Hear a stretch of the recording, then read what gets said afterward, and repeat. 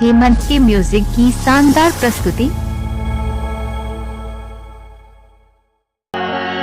रही रही के तोर सुरता गोरी।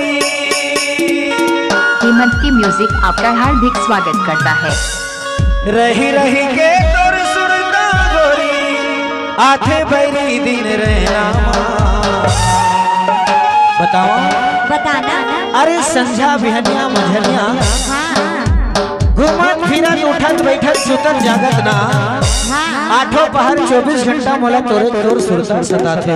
अच्छा तबे तो कहता हूँ का कहता रही रही के तोर सुरता गोरी, आधे बैरी दिन रहना।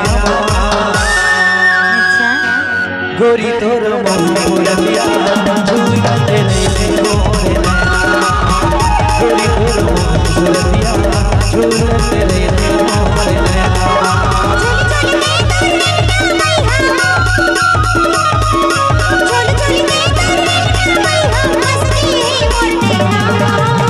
अच्छा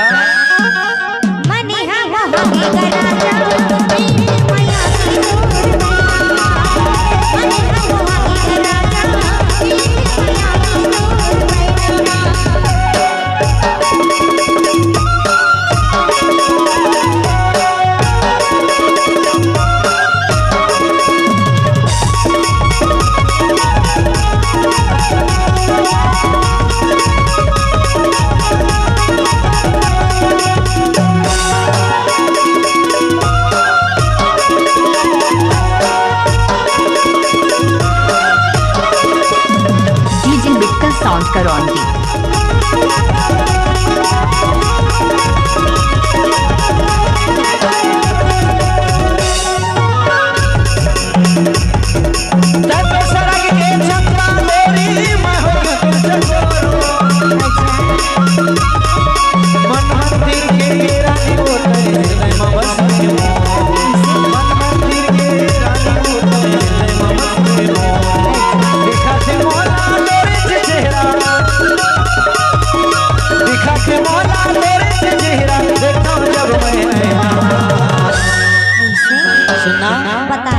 बताओ अंजू, जब कभू कभू नहा के मैं कभू कभू नहा के और संभार पखर के बने आईना के सामने जब अपन चेहरा देखे बर जात होना, ऐसे खड़ा होना ऐसे बेईमान से ना मोला अपन चेहरा नहीं हो तोर चेहरा नजर आते। अच्छा तेकरे बर तो कहता हूं का कहता गोरी तोर मोरतिया झूलत रहे मोरे नैना। गोरी तोर मोरतिया झूलत रहे मोरे नैना।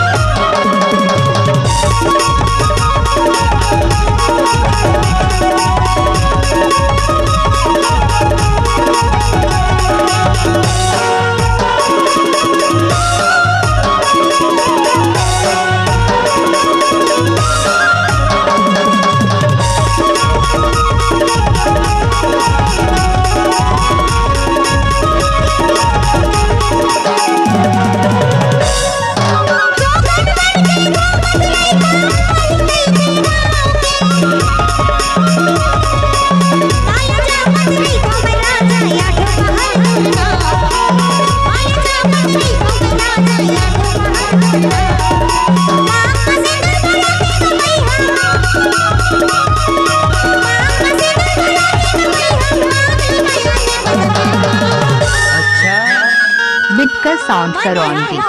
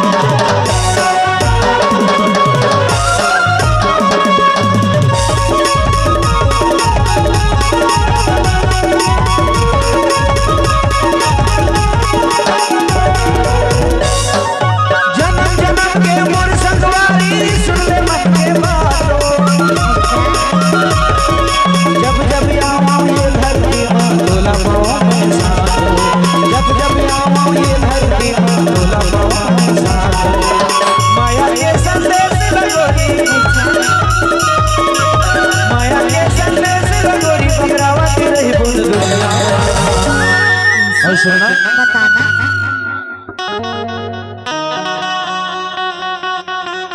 सुनना का है?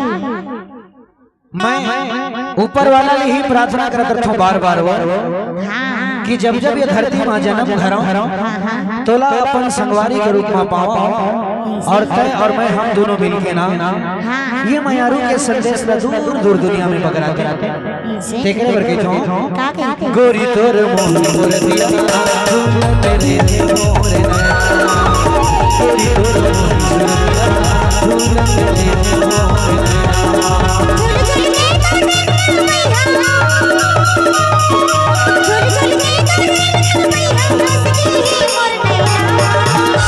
अच्छा